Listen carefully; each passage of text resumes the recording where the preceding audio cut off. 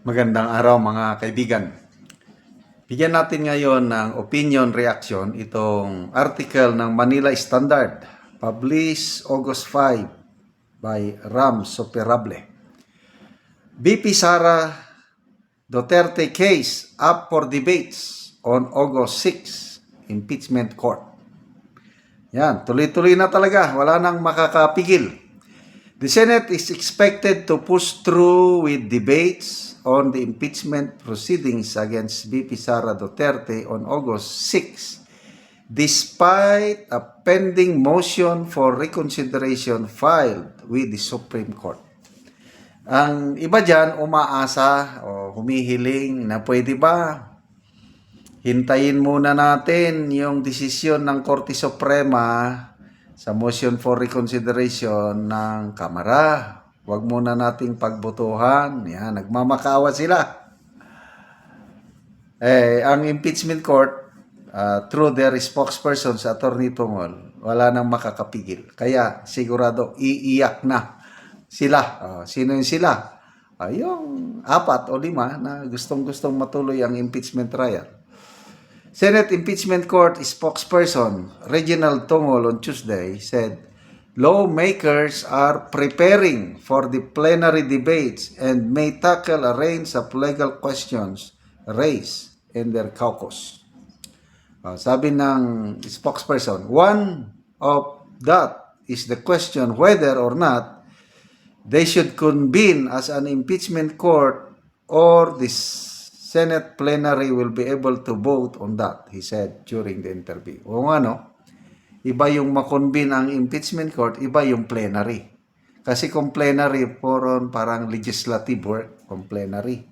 Kung impeachment court, ay yung impeachment trial ni VP Sara ang pag-usapan. So, didibatihan yan bukas. Tongol said another point of discussion is whether the Senate will follow the Supreme Court's decision that the articles of impeachment are unconstitutional. Ayan ang madugong.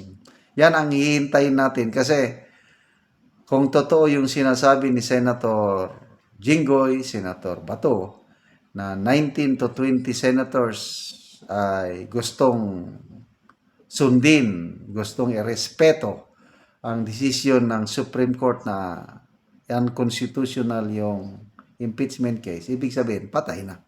Stop na. So, it's crying time na sa 4 o 5 senador. Senators are also expected to discuss the contents of the House motion and the implication of its recent filing. Sabi ni Attorney Tongol, ganito, one of the motions that may possibly raise is to defer the voting on this issue. We can possibly see that the impeachment process will not die tomorrow. Yan, mga posibilidad. Senator Bam Aquino on Tuesday argued that once the impeachment court is convened, the process has formally begun. Jurisdiction lies with the Senate. The senator said the impeachment court must be allowed to hear evidence, deliberate, and render a decision whether it leads to conviction, acquittal, or dismissal. Iba rin talaga ang takbo ng pag-iisip ni Senator Bam. Parang baliwala sa kanya yung desisyon ng Supreme Court. Ang kanya, ituloy.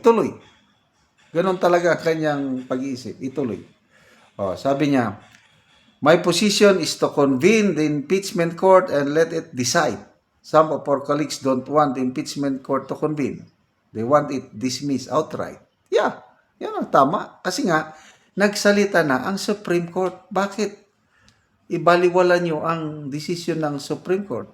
E di, i-abolish nyo na lang ang Supreme Court kung ganyan na hindi nyo naman susundin ang kanyang desisyon. Aquino acknowledged the Supreme Court's differing position but stressed the Senate's duty to assert its institutional independence. He pointed out, ito hindi naman pinagbabawalan ng Supreme Court na huwag kayong mag-try and decide. Ang problema lang, hindi nasunod yung Constitution sa impeachment case na ito. So, kinukorek lang ang Supreme Court yung kamalian. Kaya inaalaw niya na next year, February 6, pwedeng i-refile yung kaso. So, matuloy pa rin. So, what's wrong with ilang buwan na lang? Oh, August, September, October, November, December, January. 6 months na lang. February, i-refile, edi tuloy. Yun. Hindi naman pinagbabawalan ng Supreme Court ang Senado to try and decide impeachment cases. Problema nga lang is defective. Void in abito. Ang tawag ba yun? Mulat sa pool ay walang kaso. So walang jurisdiction ang Senado sa kaso dahil defective, unconstitutional. Okay, sabi niya, at the very least, maybe it's good to wait for the Supreme Court's motion for reconsideration. O yun na, debatihan niyo bukas. Papatagalin ta. Senator Rodante Marcoleta earlier said the Senate chose August 6 for impeachment debates to provide a cooling off period after intense discussion. Kaya ito, bloodbath talaga bukas. Ang gandang manood. Yung hinintay nating bloodbath sa trial, dito na lang tayo manood sa debate ng mga senador. He clarified that the decision was not made to wait for any motion for reconsideration from the House of Representatives. So, sabi ni Senator Marcoleta, why would you wait for something that doesn't exist? I agreed, not because we're waiting for a motion for reconsideration to be filed. The neophyte senator pointed out that the Supreme Court's ruling was final and executory. Yun ba? And that the decision declared the impeachment complaint void from the beginning and unconstitutional. Mahirap bang intindihin yun? Well, mahirap siguro sa mga sarado ang utak.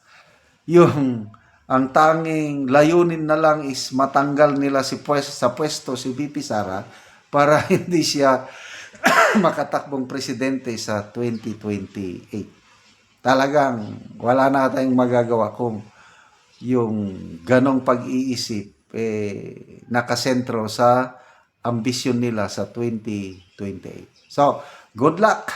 Manonood tayo sa debate bukas sa Senado. Salamat mga kaibigan sa inyong pagsubaybay sa ating channel. Nakakatulong kayo ng malaki sa tribong Talandig ng Bukidnon dahil ang sweldo natin sa channel na ito, pantulong natin sa tribo.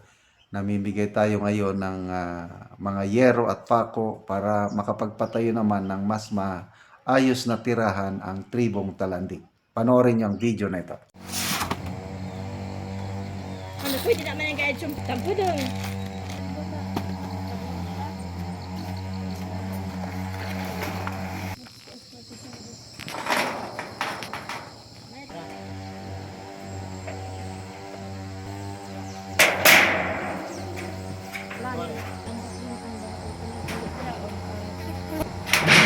Baba da ngay.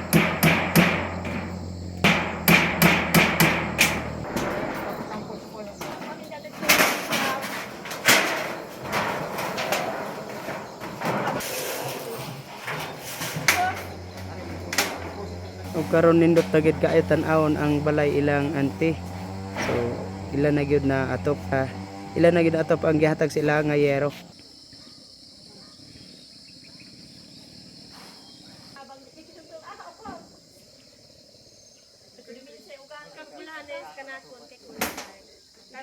Nindot na gyud kayo ang balay ilang ante.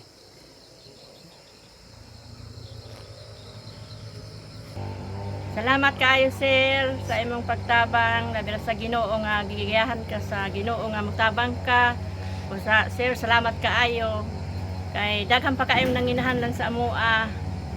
Unya sa labi ra sa imong kuan himo nga mo ay imong gisugo nga mag tan-aw og mga pobre nga wala ilang ikapalit. So salamat kaayo sir. Daghang pagid kaayo sir ang nanginahanglan din sa among barangay. So kaya ako kutob sir, salamat kaayo sa Ginoo ra gid magbalo sa imong ha. Salamat kayo ante.